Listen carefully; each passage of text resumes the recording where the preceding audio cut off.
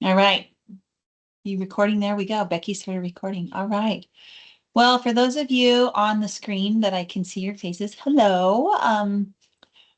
I don't know if any of you know me. I some familiar faces here, but my name is Pamela, and I am the residency administrator for the University of Wyoming Family Medicine Residency Program in Cheyenne, Wyoming. I have been in my role going on 27 years. So I've been doing this a very long time. I've been an AFMA member since 2006. I have my little laminated card that Kristen just loves. And I also sat on the board of directors for AFMA for 5 years, and I'm the previous past president of the AFMA board of directors in 2023. So super excited to join all of you today and just talk a little bit about evaluations.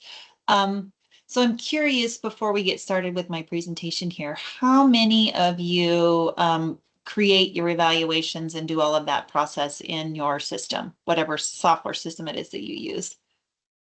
You can use your little emojis or whatever. I'm not a Teams person, but raise your hand, okay? So most of you are the ones who do that. Okay. All right. So the other question I have is, we have pretty much two systems that I'm aware of, actually three. So there's New Innovations, there's MedHub, and I think there's QGenda, Evaluate. QGenda actually took over New Innovations. So it's kind of weird to get emails saying QGenda, otherwise known as New Innovations, right? It's going to take us a little bit of time to get used to that. But so I'm not going to go into great detail for those specific softwares because I felt like I'm only an expert for New Innovations, and I didn't want to say things and not be able to guide people through MedHub or the other software systems that they use. So this is kind of the basics and kind of the tools and pieces that you need in order to have a successful evaluation process in your program. So I'm going to share my screen here, and I'm going to hope that I do this right. Let's see here. Slideshow. Get it. Come on.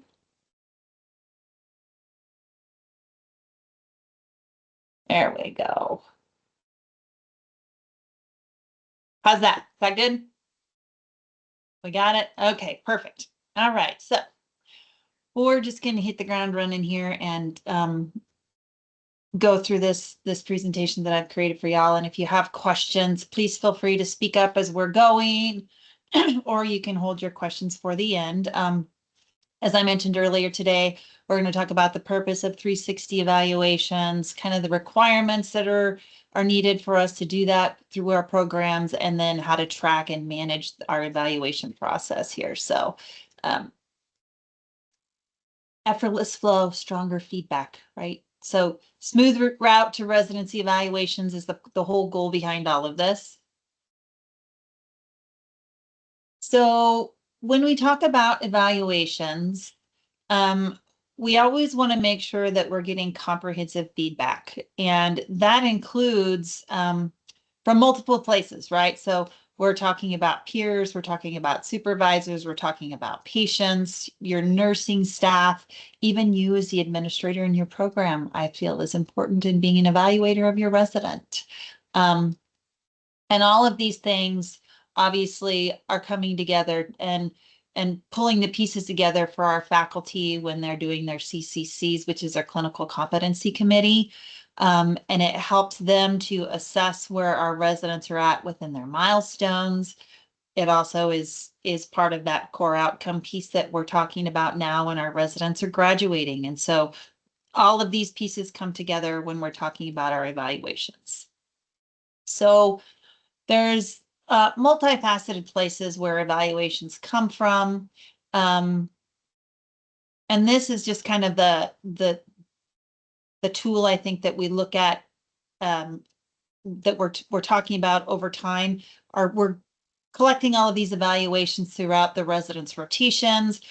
And what we're looking at is for these to be part of our Clinical Competency Committee based review here, which I have on this slide, which is where we talk about milestones for our residents. where they're benchmarking in certain topics. We talk about the core competencies, medical knowledge, system-based practice, communication, professionalism, all of those things are part of your evaluation process. And those evaluations that we collect throughout the year are part of that CCC review, but they're also part of those semi-annual reviews that your program director does twice a year. And when we're talking about that, all of those evaluations should be incorporated into your residents' individualized learning plans.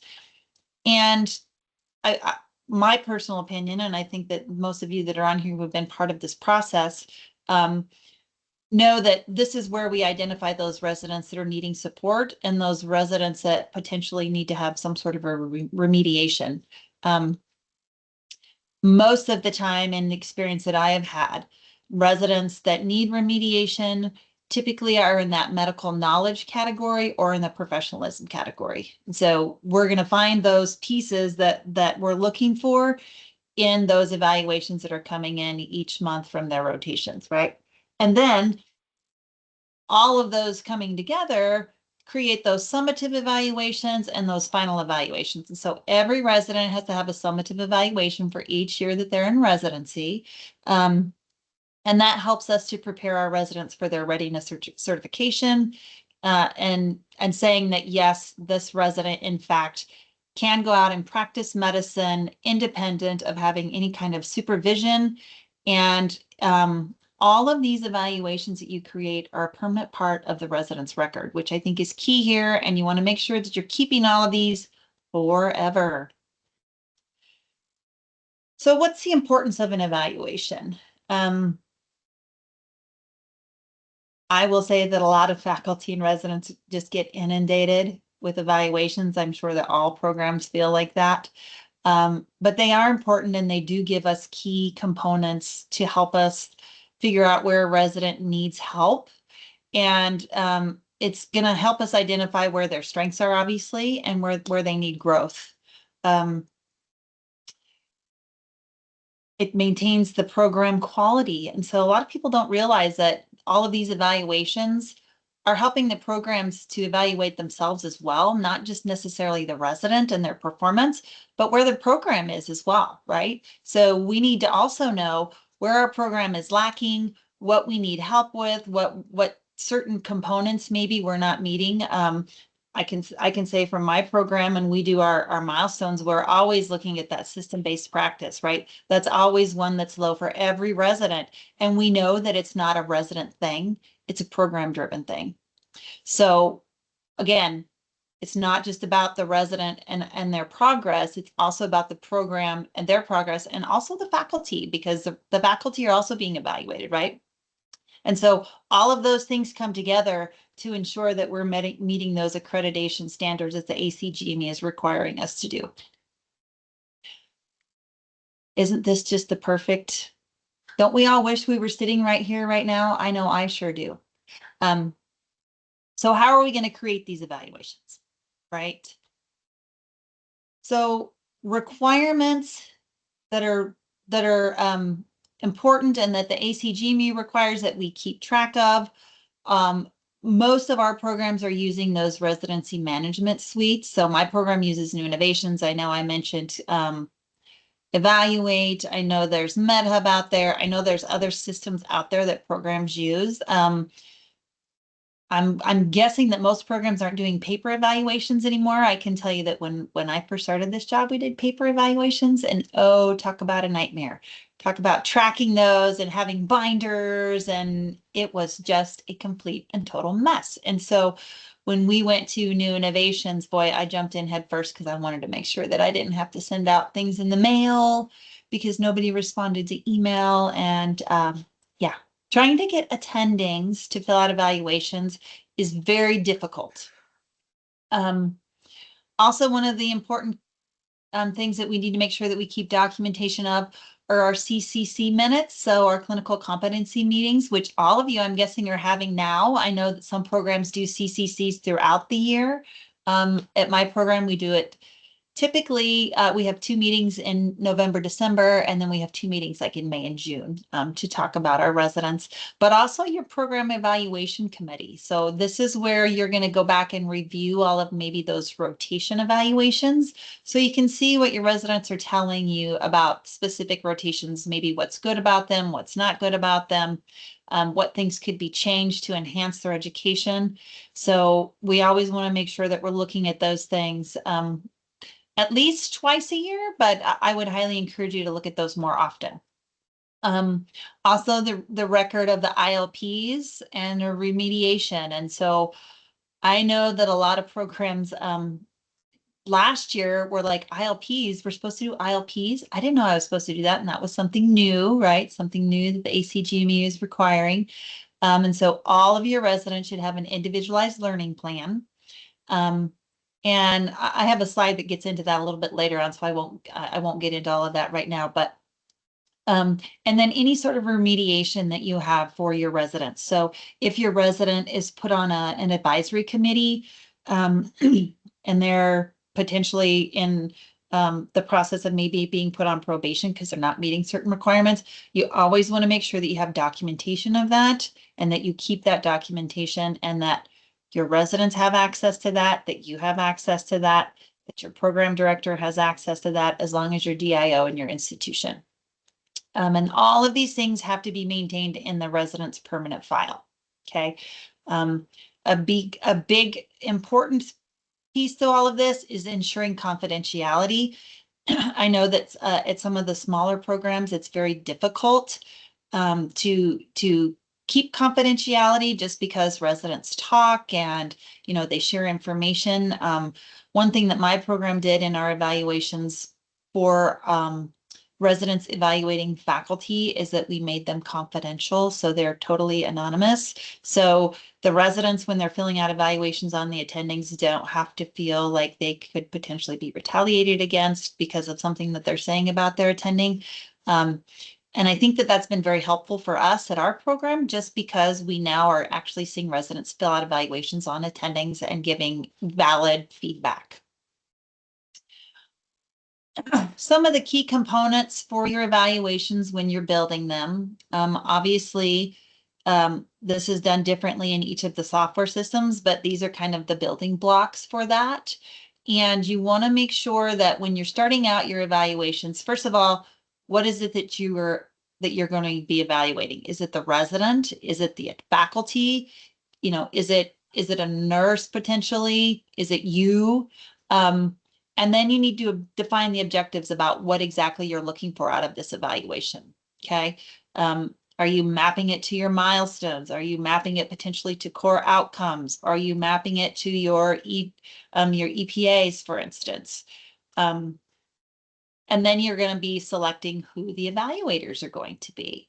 In new innovations, one of the wonderful features that I love about them is that you can actually set up a session in new innovations and have a person go out and select somebody to evaluate without actually having to match them to somebody, which is wonderful. And we've used that a lot in the last couple of years, and it's been very helpful because we're not waiting for people to get an email and then waiting for them to respond to that email and fill out an evaluation. They can just go in the moment. They're with the resident in the ER, and they can say, oh, I want to evaluate Dr. X because he did this and it was super great, and they can just do it there in the moment, which is wonderful. The other thing that I think is super valuable is to have a clear and concise evaluation form. One of the struggles I think that most programs run into is that when milestones first came out, that's what everybody went to because we were just in panic mode about, oh, we have to evaluate residents on milestones. And we were sending out all these evaluations to everybody, and they were pages long. And the attendings are like, what in the heck is this? Like, I don't know. How am I supposed to answer this question? You have this core competency, but then you have a sub-competency, and then you have more sub-competencies that are those sub-competencies, and they were just totally baffled. And most programs really struggled with that. And so then they came out with how to map certain questions to certain milestones, which I think was very helpful. But you want to make sure that the evaluation that you're sending to whoever it is that's filling it out is relevant, right? You're not going to send out an evaluation to an emergency medicine doctor about, your outpatient pediatrics questions, right? So for us at our program, we were using the same form for every preceptor, and half the questions were irrelevant. It made no sense to send it to them. And so we revamped our entire system, and we created evaluations for each rotation that only are relevant to what the resident is doing with that preceptor. And it has been very helpful. And believe it or not, we actually get evaluations back, which is even more helpful. We're not trying to fly by the seat of our pants and trying to figure out what actually is going on. So, and then of course, use those digital tools for distribution and collection. So whatever the software system is you're using, use those tools and make sure that you're distributing them on time, right? And the big piece in all of this is the collection. You can send them out, but are they actually being filled out? Are your preceptors actually completing these evaluations? Are your residents actually viewing and completing evaluations when they're sent to them?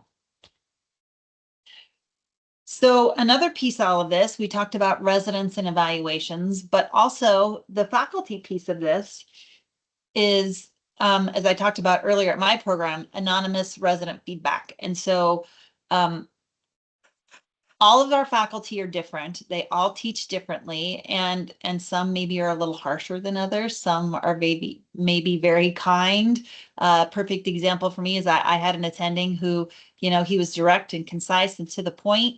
And if you didn't do something well, he just flat out said, you didn't do this well, period. And then I had another faculty who everything was unicorns and rainbows, and all the residents were great, and none of them ever did anything wrong, which I don't think is helpful. What's that? What was that? Oh, I'm sorry. I think somebody was chatting when I was chatting. But you want to make sure that you're getting valid information. And this anonymous piece for the residents to evaluate their attendings, I think, is key. Also, the faculty evaluations, it gives us effectiveness of their teaching. Are they actually teaching the residents? Are the residents learning from them?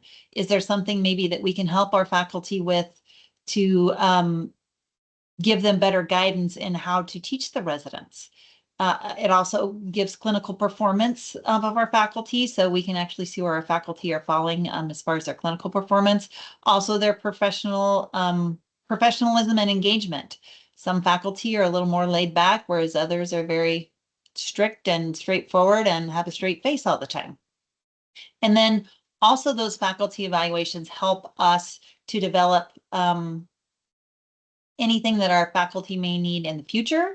And so it helps us with our faculty development planning. And so I don't know about other programs, but quarterly we have faculty development sessions, and we focus on certain things that we get from evaluations that we feel are more important or more pertinent in the moment that we need to focus on.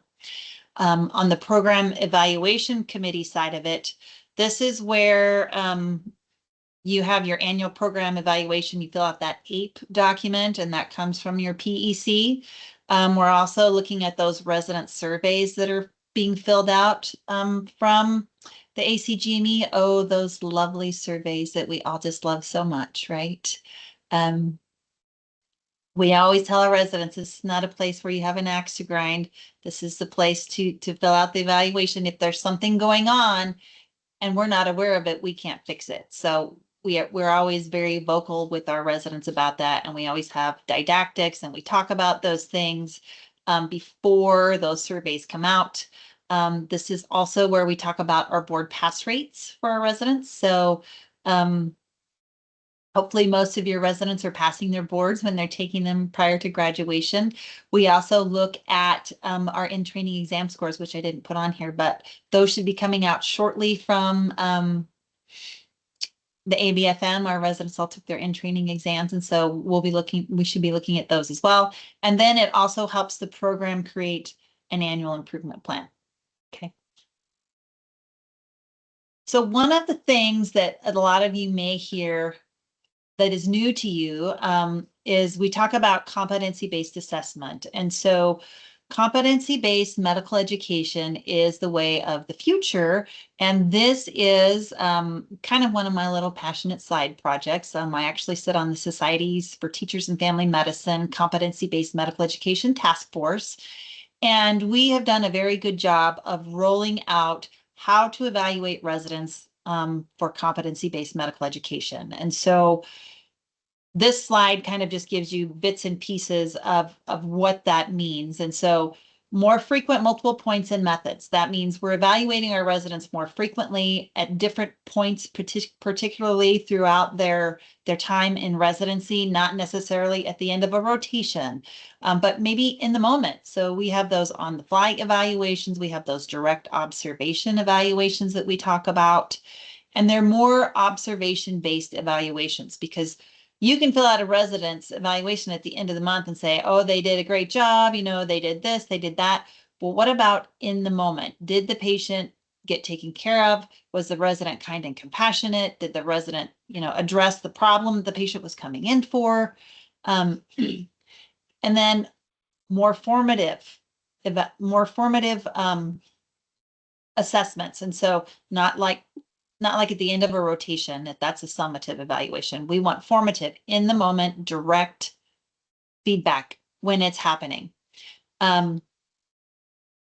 This is potentially where you could modify your existing assessment tools, right? So when you're building your evaluations in your software systems, you could modify some of those evaluations to be competency-based. You also could incorporate that entrustment scale, which we talked about, your EPAs. Also, this information makes it easy for the CCC to be able to see where a resident is at based off of their competency. Are they competent in certain aspects of what's required of them when they graduate, which then, of course, equals the target outcomes. For those of you that are maybe super new to your role, the ABFM has rolled out these core outcomes that our residents actually have to meet in order to graduate. So we used to have all these requirements from the ACGME that said our residents had to have, you know, 1,650 encounters in the clinic and 750 encounters in the hospital. They had to have, you know, 200 hours of emergency medicine and those metrics. They still have to do those things, but some of those things have changed. And now our residents have to have panels, they have to have continuity. And so that's part of the ACGME requirements, but now the ABFM is now requiring that our program directors, when they sign off and say our residents are ready to graduate, they actually have to sign off that they are competent physicians and that they can meet the requirements of those core outcomes in order to be board certified. Okay, so that's where this competency base comes in. So when you're building your evaluations, one thing I think that's important is to update your question types and your rating scales. Okay, so everybody uses different metrics. You can use Likert scales, you can use linear scales, you can use frequency, like they never did it, they always did it, they sometimes did it. Multiple choice, yes or no, you could have a checklist, and then those direct and custom milestones. And so you can actually map, and I know that you can do this in MedHub, and I know that you can do this in New Innovations, but you can map your questions to the actual milestones with not having the milestone language. Does that make sense? So if you have questions about that, please feel free at the end to ask those questions. Again, I didn't want to get into it with the software system because I don't have access to MedHub and I don't use it, but I do know people who use it and I do know that those features are available. And then another key component when you're creating your evaluation is that you want to have a text and a narrative comment for those things, which I think is important. Yes, you still want to have your questions and whatever it is that you're deciding that you want them to be evaluated on, your Likert scale, your frequency scale, whatever those things are, but you also should have a comment box. And the reason for that is you can check yes or no, but there should be a place for the attending or the resident or the nurse or the administrator to write a comment as to why they're answering that question, which then ties into those behavioral anchors, right? And then those entrustment type scales. So again, I'm familiar with New Innovations. You can map your evaluations to the entrustment scales if that's something that you would like to do, which is super helpful, again, for your CCC, your Clinical Competency Committee. So some examples, for instance, for your core faculty, when they're evaluating residents, the tools that they could use is that direct observation that we just talked about. That's that form that's in the moment right now. I just witnessed this resident, or I was in the room with this resident. They did this super great. They didn't do this super great. Whatever the case may be, you're filling it out in the moment and it's done right then and there. And you actually are witnessing what's going on. You're not just sitting in rounds and hearing the resident talk about a patient. You're actually seeing the resident treat the patient in the hospital room or in the clinic exam room. Okay. Progressive scales, again, the attendings, your core faculty work with your residents more, so they're more in tune with what's going on, and they know that potentially in January, this is where this resident was at, but I know that I've worked with them over time, and in my history of evaluating this resident, this is where they're at, and I know that they're progressing throughout. And then all the other evaluation tools that you have out there, right? Community physicians, you don't want to give them that big, long form that I just talked about, right? That's just a lot for them to fill out an evaluation that really doesn't have any context with what they're actually working with your residents on. So that direct observation form, I think, is super helpful. And it gives that attending time to be with the resident when they're seeing patients, fill that form out and get it submitted right away. And then, of course, those texts and short comments. Staff, this is where that 360 comes in, right? Very specific questions, I think, and need to be incorporated in your staff evaluations. One thing that we found at our program is that, we would send these evaluations out, and at one point we were sending them out to the front desk, to the x-ray department, to the lab, to the nursing staff, and we were having issues with residents coming to me and saying, well, did you see what my evaluation said? And so then I would go back and read the evaluation, and it would, the nurse potentially would fill out the evaluation, and it would say, I heard that this resident did this, this, and this. Well, hearsay is not an evaluation, right? And so you have to be very clear with the questions that you are asking, particularly with the staff. With the nursing staff at my program, we're very specific about the things that they're evaluating the residents on. And that's where that using specific prompts or texts are incorporated into that. And it's not necessarily giving them big, long comment boxes to write things on. It's just yes or no, they did this, they didn't do that. Sometimes they do this, most of the time they do this, those kinds of scales when you're giving those evaluations to your staff. And I will also say that at my program, our 360 evaluations go to our nursing supervisor, and then she meets with her nursing staff and they talk about it as a whole, and the nursing supervisor is the one who fills out the evaluation and submits it. Okay.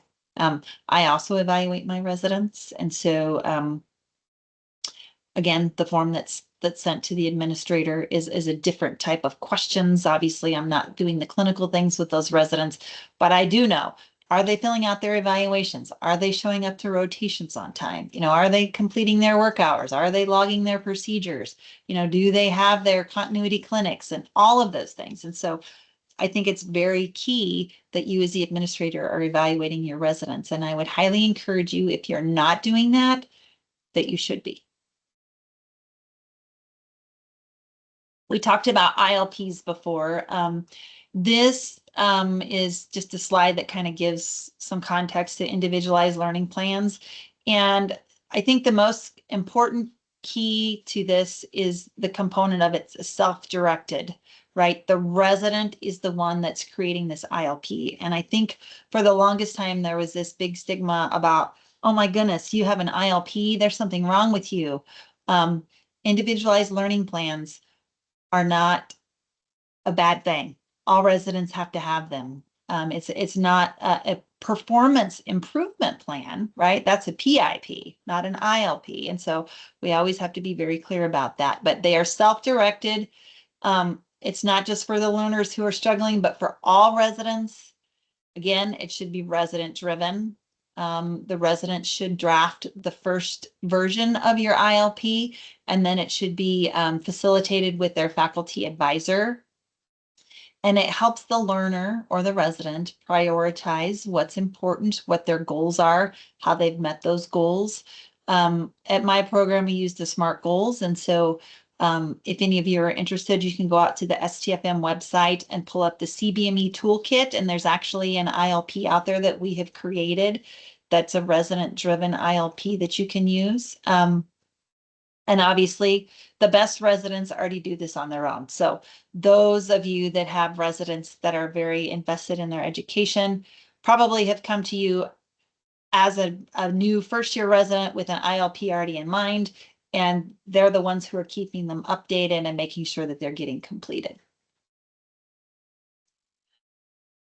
So the workflow for a 360 evaluation process. So we've talked about all of this, but this slide just kind of sums it all up. So you're designing your evaluation forms, you're identifying those requirements that you're looking for, you're selecting who's being the evaluator, who is being evaluated, then you're distributing those, you're collecting those responses, you're analyzing your feedback, and then obviously the end goal is to track and document those results, which you're going to look at your CCC, right? Which all of you should be doing that. The overall workflow is, so we're doing those rotation evaluations, we're doing those CCC milestones, we're doing our semi-annual reviews. Your program director should be reviewing the ILPs with your residents that the advisors have gone over. Then they're getting their summative evaluation at the end of each of their academic years. And then when they graduate, it's that final evaluation. So evaluate, review, plan, and improve. That's the process. This one I think is, it's difficult, I think, for a lot of programs to track and manage evaluations just because it's multifaceted and it's going out in many different places and in many different ways. There's many different methods for data collection and collecting the quality of competency-based assessments. It's the emphasis is on work-based assessments, I think, and we need to prioritize providing personalized and timely and meaningful feedback, which is important. And that's, I think, is the key word, is meaningful. You can fill out an evaluation and just click the boxes and hit submit. But are you giving the resident meaningful information? Are they learning anything from what you're evaluating them, right? You can say a resident is great every time, but if you're not actually giving them meaningful feedback, it's not helpful to them. They're just going through the steps and walking through the process. You want to utilize your secure online platforms. So your whatever software system it is that you're using, you want to make sure that you're utilizing it to its highest capacity. And I know that all the software systems that we use can be very cumbersome. If you don't know how to use something, please reach out to someone within the software system that you're using. I can help you with new innovations. I can find somebody to help you with MedHub or Evaluate. But there's so many intricacies to each of those software systems. And sometimes if you're missing one little step, it's not going to give you the information that you're looking for. Okay. Monitoring and the completion rates of your evaluation. So this one, again, I use new innovations. I feel like I'm repeating myself over and over again, but there's a session page in new innovations. So you can actually see all the sessions that you've created and what the completion rate is and percentage wise, what's been filled out, which is helpful. Also analyzing those feedback trends. So you can go back through those evaluations and look to see where your residents potentially during a certain rotation, they're saying this isn't working well, or, this rotation is not helpful to my education, those sorts of things. Again, documenting the progress for all those ACGME requirements and the ABFM requirements. Also, the importance of having a holistic view of the resident's performance. So an overall view, so that you're seeing the big picture and not necessarily just one preceptor. I'll give an example of, I had a resident who came to me and said, "Oh my gosh, did you read my evaluation? It was terrible." And I kind of chuckled and I said, "No, I didn't read your evaluation. I have hundreds of evaluations that go out. I don't have time to read all of them." But I appeased her and I went back and I read the evaluation. And it actually was from a preceptor who was very upfront and said, this was what happened during this encounter. in the future, you should try doing it this way and get a better outcome. And the resident took that as being criticized and saying that they weren't doing well. And I being an outsider looking in, I said, for me looking at this is good information for you to have. And it's constructive criticism. It's telling you that you weren't necessarily wrong when you did what you did, but if you did it in a different manner, the outcome could have been better for you. It also encourages your residents to self-reflect so they can go back and read those evaluations and work towards their growth and maybe potentially update the RLPs. Now, again, not all residents are the same. Some of them are very driven, read every evaluation and take every word to heart. Others just click the box and say, yes, I got evaluated, right? Realistically. And then again, identifying strengths and areas for improvement. So some of the best practices: provide early and frequent feedback. This one I think is key, because if there's something going on with the resident and you're not being upfront with them and communicating with them and giving them that direct feedback, they have no idea. And at the end of a rotation, to tell a resident, you're not talking to patients correctly, you're too abrupt, or your bedside manner is not where it should be. Telling them at the end of the rotation is not helpful. They need to hear that at the very beginning, in the moment when it's happening. One thing that we did at my program that we incorporated, and we've probably been doing this now for about 5 years, is we do what's called Friday feedback at our hospital inpatient service that we do. And so each week on Fridays, the faculty that's rounding actually has one-on-ones with each resident and does a recap of the week and gives them direct and formal feedback in the moment. And they don't wait until the end of the month to do that when they get their rotation evaluation. Obviously, we want to be clear and clarify any expectations that the residents may have. Questions about what's expected of them, which comes into your curriculum, and are the residents aware of what the curriculum is and what is expected of them during their rotations? Those are all components of your evaluation. So the evaluation piece itself is not just the be all end all. You have to have a curriculum, and the residents need to know what's expected of them before they go into their rotation so that they know what they're being evaluated on, which I think is important. Again, promoting the anonymous resident input, I think, is key. We had this issue for a long time. Our residents felt like they couldn't speak up and they couldn't say, because they felt like, the attending was going to lash out at them or say something back at them. And so now it's totally anonymous, and those residents can give valid feedback and not feel like they're going to be retaliated against. Using the data, obviously, to update your curriculum and those faculty developments, which I think is very helpful. At my program, it's been helpful for us to update our curriculums. And then, of course, supporting that resident well-being and making sure that they know that they're being heard and that their input also is being seen, and that we're validating what they're feeling.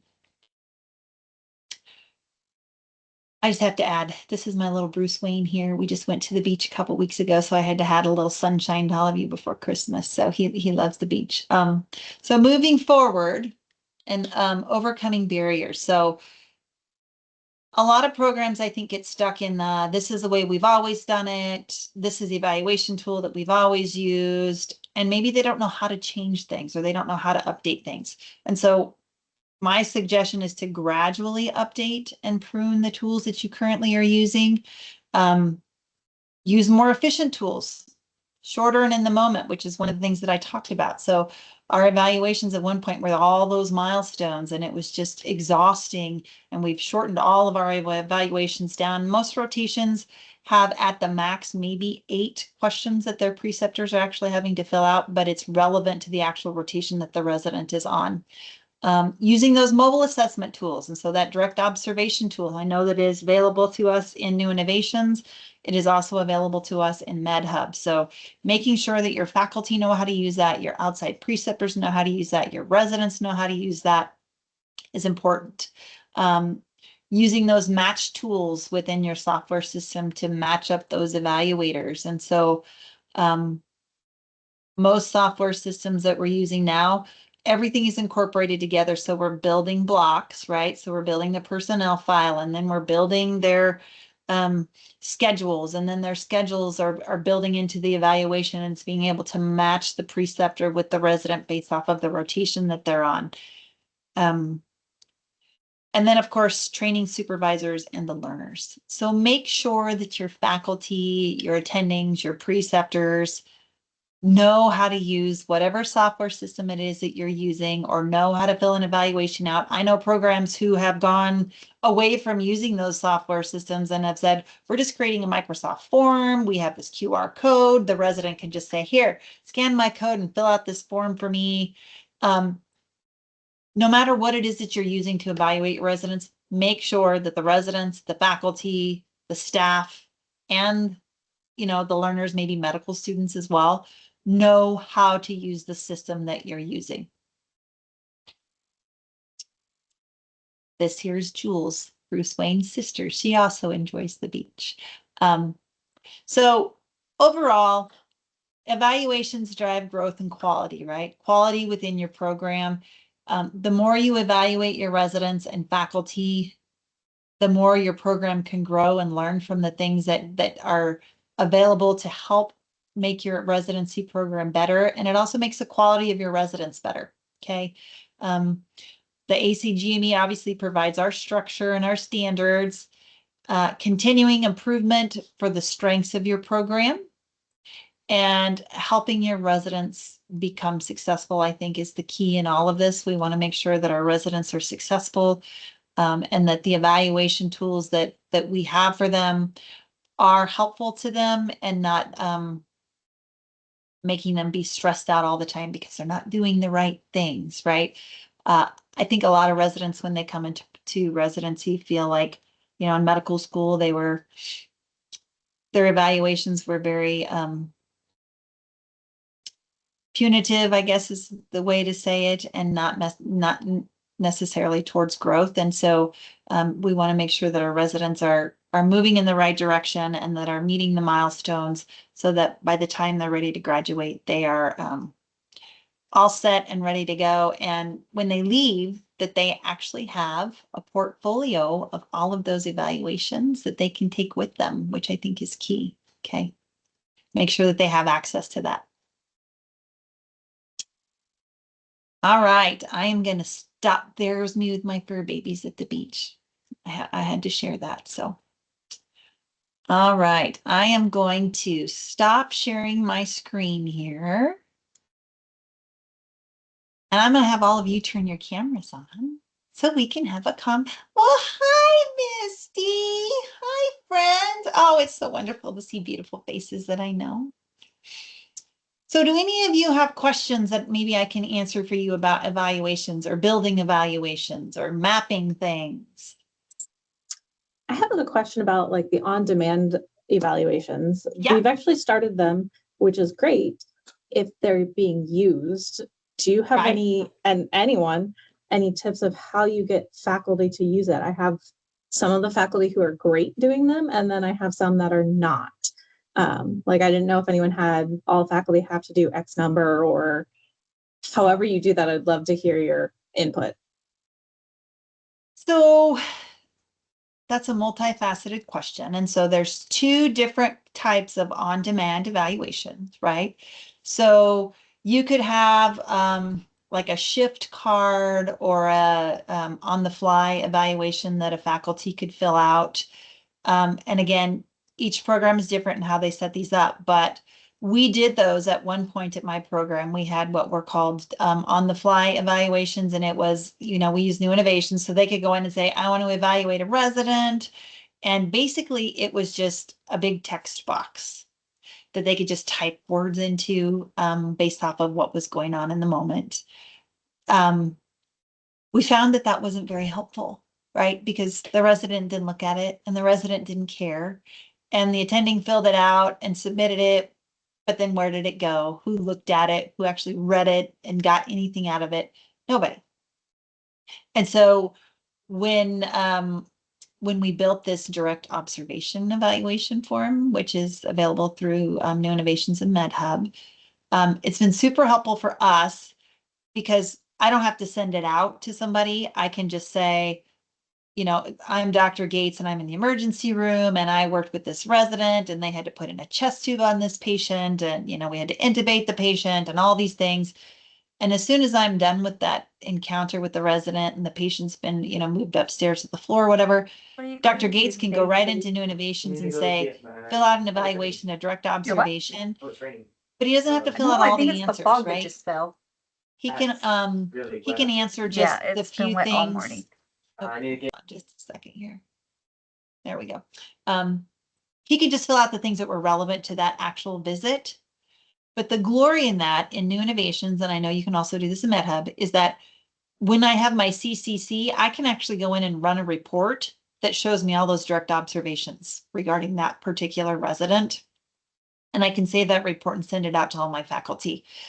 It was very helpful to me for a resident who was having difficulty because all of the faculty were told, if we don't have documentation, we can't do anything about this system, the situation. And so if you don't fill out these direct observation forms, you can keep telling me all these things are going on, but if I don't have documentation, there's nothing I can do with it. And so it kind of lit a fire under them, right? And lo and behold, we had a whole bunch of direct observation forms. And long story short, that resident was put on probation and that resident is no longer with our program. And so having documentation, I think, is key. And we now have our faculty fill out those direct observation forms when they're in the clinic, like doing precepting. We want them to fill out at least one when they're doing a precepting session. And typically we get all residents at least one or two throughout the month. Could it be better? Yes, but something is better than nothing. Anybody else have ideas about those on the fly or direct observation evaluations? Becky, I'll put you on the spot. You've been around a long time. Yeah, I mean, it's really hard to get people to fill out evals. That's all I gotta say. We do concern and praise cards on the fly. So, we have a couple of faculty that are really great at like noticing that something either was a concern or a praise and getting him in there. And then, as a faculty, we meet once a week on Monday mornings. And if somebody brings up something within those meetings that have something to do with, resident evaluation or something that happened with a resident, we're really good about saying like, put in a concern card, put in a praise card.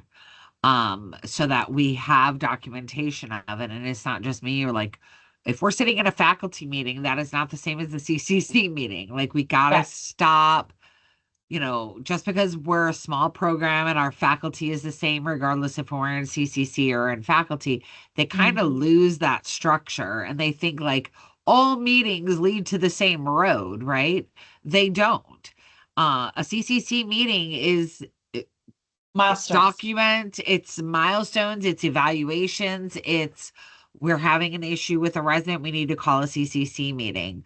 A faculty meeting is how do we develop our faculty? How do we, manage our curriculum changes or whatever it may be? That's just like daily runnings. So when they try to mix the two, it just kind of makes the waters really muddy. So we're really good about telling them like, hey, put that in as a concern card and we'll discuss it at the next CCC meeting. Put that in as a praise card. We'll do the same, right?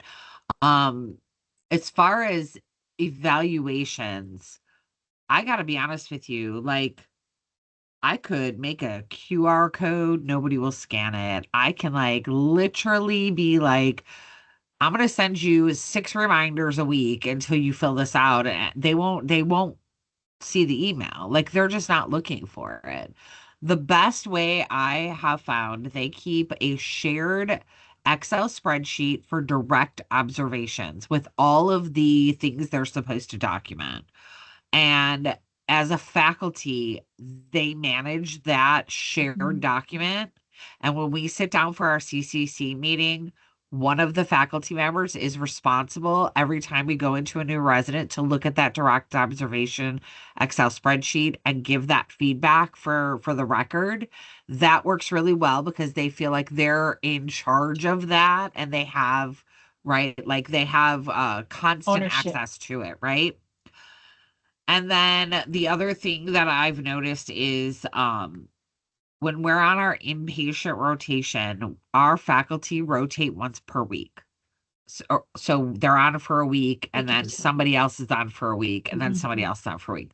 So what I did is I made a document that has all of our like patient care, medical knowledge, practice-based learning, and I put start, stop, continue at the top of the page. And on Thursday, I send a reminder to the faculty member that is on. And there's copies of this form sitting in our sign out room. And they will grab one and fill one out for each resident that's on service, what they need to start, what they need to stop, and what they can continue. And then they turn those into me. And then I put those in new innovations so that they're documented. That is how we get our evals done here. I Yeah. can't get a specialist to fill out an evaluation, even if it's just like, did the resident show up?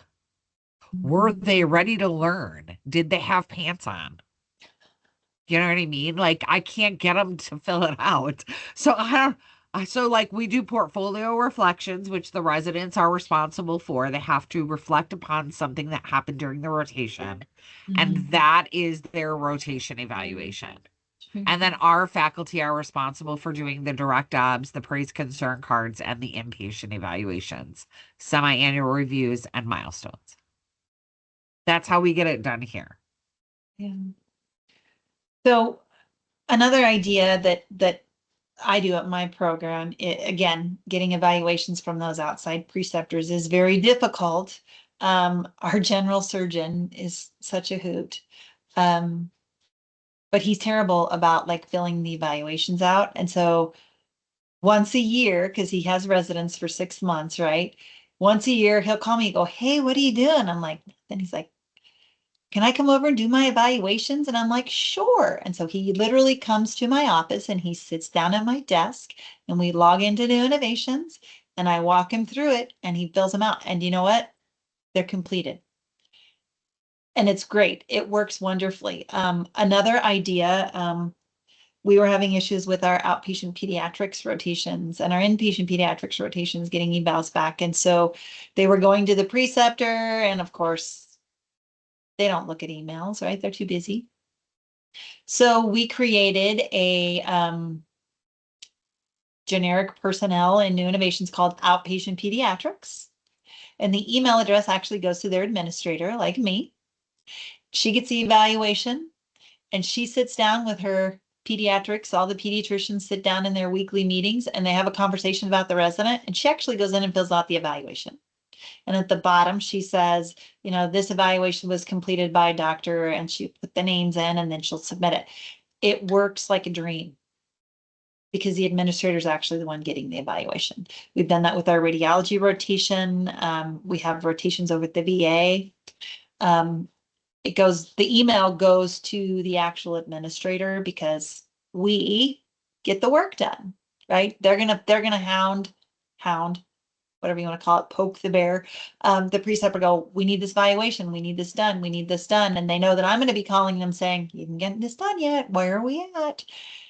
By doing that, I will say our evaluation completion rate has gone up. We're not super like at the top of the list, like 100% across the board, but we are getting more evaluations completed by doing that.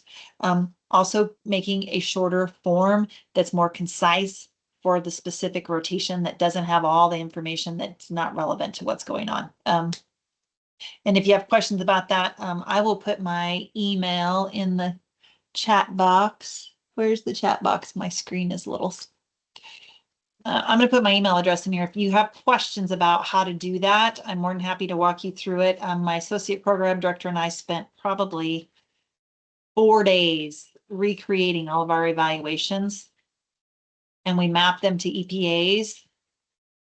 And it's been super Mine are wonderful. mapped to milestones. So if Yeah. somebody's program director says that they want your evals mapped to the milestones, feel free to call me. I can share my evals with you. Our evaluations are like 10 questions and then specialty specific things like, did you look over EKGs? Did Mhm. you, whatever, blah, blah, blah. So if you are interested in those, I'd be happy to share mine with you too. I'll put my info in the chat. And Allison, back to your question about how to get more completion. I think a lot of it is just education. Like in your precepting room, maybe have something up on, we have a big whiteboard in our precepting room, like our residents go and do their precepting in the clinic.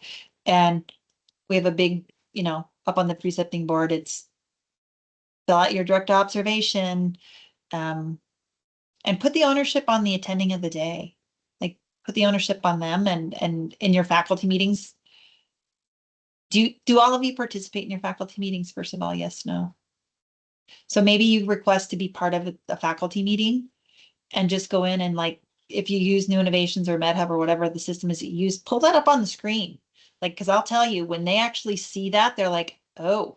And another thing that's been super helpful for me is that every quarter I go in and run a report on all of my core faculty for delinquent evaluations, and it goes to the program director. And if they're delinquent, he's pulling them into the office and saying, you got 50 evaluations you haven't completed. What's the deal? You know, um, sometimes putting them on the spot.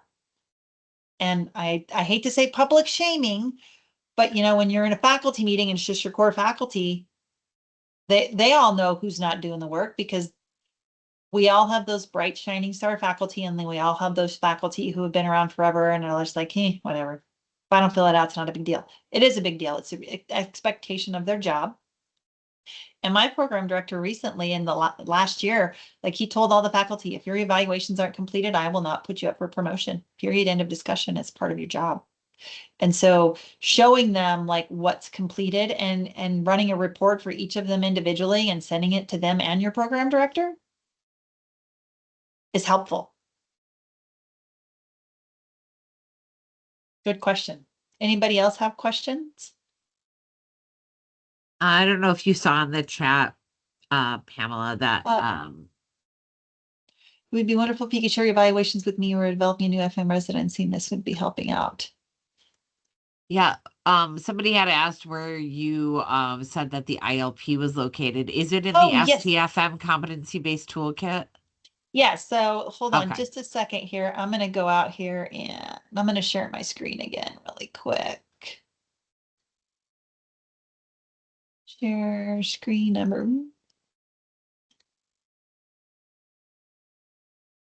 Okay, here we are. So if you go out and type in CBME, well, it'd be helpful if I could type CBME toolkit.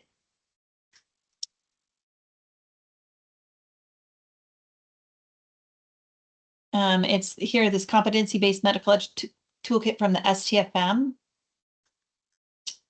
And here, if you scroll down here, ILPs, individualized learning plans.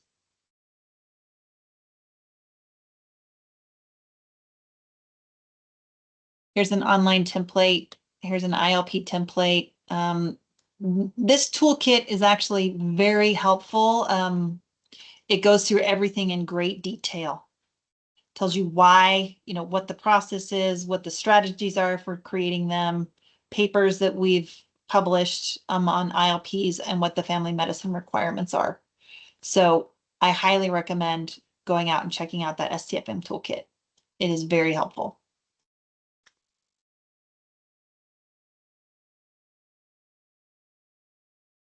Okay. Donna, I just sent you an email. You sent me an email? Donna, I Okay. sent Donna an email. Thank you. Perfect. Anybody else have questions? No? All right.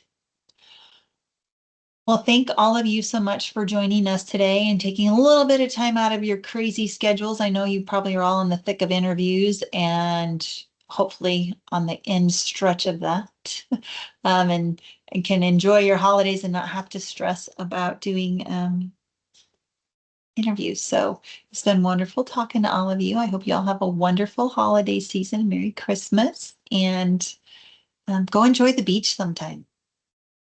That's my suggestion. Go outside in the sunshine. Thank you all for joining us today. Thank you, Pamela. I appreciate you. You're welcome.